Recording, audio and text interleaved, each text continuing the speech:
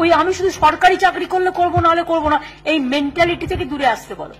যা পাবো তাই করবো। প্রচুর সুযোগ করে দেওয়া হচ্ছে, প্রচুর।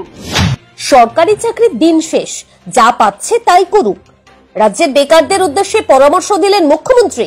মঙ্গলবার নবান্ন থেকে বাংলার ছেলে মেয়েদের ব্যবসা করার পরামর্শ দেন মমতা বন্দ্যোপাধ্যায়।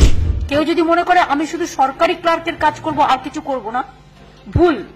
এখন কিন্তু মনে রাখবে, একমাত্র বাংলা ছাড়া সব রাজ্যে কিন্তু পেনশন বন্ধ হয়ে গেছে। সব রাজ্যে পেনশন বন্ধ। আর ত্রিপুরায় তো 10,000 টিচারের চাকরি খেয়ে নিয়েছে। ডিএটিএ তো ভুলে যাও। সরকারি চাকরির পেনশন একমাত্র বেঙ্গল দেয়, বেঙ্গল গভর্নমেন্ট। এটা সব রাজ্য উইথড্র করে নিয়েছে, সেন্ট্রাল গভর্নমেন্ট থেকে শুরু করে। আমি যদি উইথড্র করি আমার এক্ষুনি 10,000 কোটি টাকা বেঁচে যাবে, কিন্তু তাও আমি করিনি শুধু সরকারি কর্মচারীদের স্বার্থে।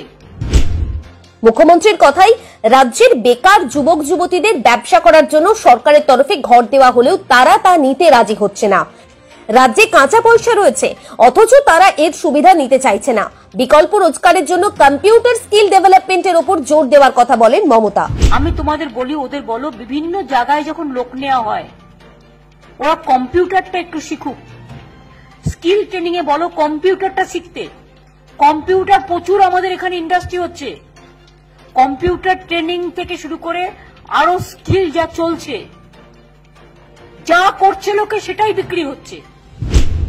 রাজ্যের যুবক যুবতীদের স্বনির্ভর করার লক্ষ্যে সরকারের তরফে বিভিন্ন সুযোগ করে দেওয়া হচ্ছে, কিন্তু সরকারি চাকরির আশায় বসে রয়েছে তারা। তাই কর্মসংস্থানের জন্য তাদের মানসিকতা বদল করার কথা বলেন মুখ্যমন্ত্রী। ওই আমি শুধু সরকারি চাকরি করলে করবো, নাহলে করবো না, এই মেন্টালিটি থেকে দূরে আসতে বলো। যা পাবো তাই করবো। প্রচুর সুযোগ করে দেওয়া হচ্ছে, প্রচুর। ইভেন ইন্ডাস্ট্রিতেও কিছুদিনের মধ্যে প্রচুর হাজার হাজার লোক নেওয়া হবে। গতকালই রাজ্যে অনগ্রসর শ্রেণীদের চাকরির ক্ষেত্রে সংরক্ষণ বাড়িয়ে 22% করার কথা ঘোষণা করেছে রাজ্য সরকার। আর সেই সঙ্গে তপশিলীদের উন্নয়নের জন্য একগুচ্ছ উদ্যোগের কথাও জানিয়েছেন মুখ্যমন্ত্রী। তারপর থেকেই রাজ্যের পিছিয়ে পড়া শ্রেণীদের জন্য রাজ্য সরকারের এই উদ্যোগকে ভোট বাক্স দখলের কৌশল বলে অভিযোগ তুলেছিল বিরোধীরা।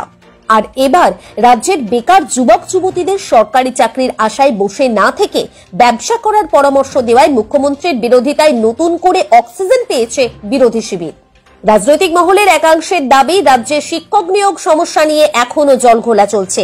কর্মসংস্থানের অভাব, বেকার সমস্যার অভিযোগ নিয়ে এতদিন একাধিকবার আওয়াজ তুলেছে বিরোধী পক্ষ।